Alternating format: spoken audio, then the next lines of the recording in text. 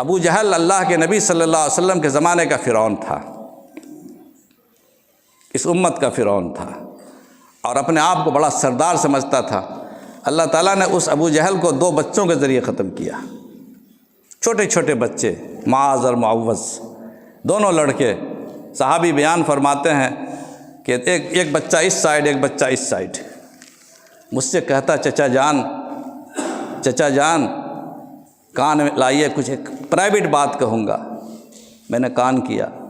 پہلے تو میں سوچ رہا تھا یہ کون دونوں بچے میرے بغل میں ہیں صف میں، اگر مجھ پر کوئی افتاد پڑے گی، کوئی مجھ پر حملہ کرے گا تو یہ دونوں بچے میری کیا مدد کریں گے؟ میں بھی مارا جاؤں گا، یہ دونوں بچے بھی مارے جائیں گے۔ کوئی مضبوط آدمی ہوتا تو وہ بھی بچتا، ہم کو ہی بچاتا۔ پہلے تو سوچا یہ دونوں غلط آدمی صف میں میرے ساتھ کھڑے ہو گئے، لیکن جب ان دونوں بچوں میں سے ایک نے مجھے کہا چچا جان اپنا کان لائیے، کان میں نے کیا، کہا کہ ابو جہل کون ہے اس میں؟ سامنے جو لشکر ہے دشمن کا، اس میں ابو جہل کون ہے؟ میں پہچانتا نہیں ہوں۔ کہا کہ تم کو ابو جہل سے کیا لینا دینا؟ وہ تو بہت بڑا آدمی ہے، بہادر ہے، اس کے پاس تلوار ہے، زرہ ہے، گھوڑا ہے، دولت ہے، تم اس کے کیوں پوچھتے ہو؟ نہیں، میں اسے قتل کروں گا، وہ اللہ کے رسول صلی اللہ علیہ وسلم کا دشمن ہے۔ اتنی پرائیویٹ کہا کہ بازو میں جو دوسرا بھائی ہے اسے پتہ نہ چل سکے، یہ کام میں اکیلے کروں گا۔ اس کے بعد جب ادھر سے فارغ ہوئے تو دوسرا بغل بائیں والا بھائی کہتا ہے چچا جان ادھر کان لائیے، میں کچھ کہنا چاہتا ہوں۔ اس کو پتہ نہیں تھا میرے بھائی نے اس سے کچھ کہا ہے، یہ خود صحابی کا بیان ہے جو بیچ میں بیٹھے ہوئے تھے، کھڑے تھے۔ تو اس نے بھی وہی سوال کیا کہ ابو جہل کون ہے؟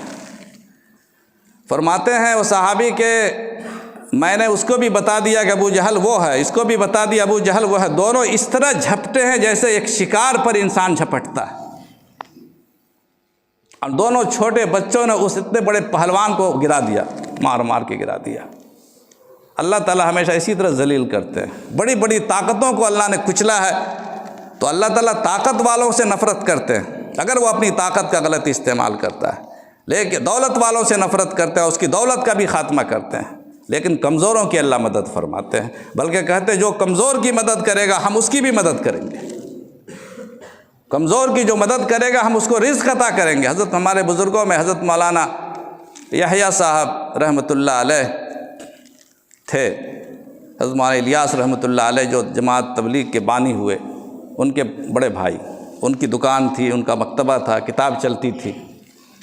اب مولانا الیاس رحمۃ اللہ علیہ کی بے روزگار آدمی، بے روزگار غریب آدمی، کوئی کہیں نوکری نہیں لگی پڑھنے کے بعد، زبان میں لکنت تھی، پڑھا نہیں پاتے تھے، اس لیے مدرسے والے بھی ان کو جگہ نہیں دیتے تھے۔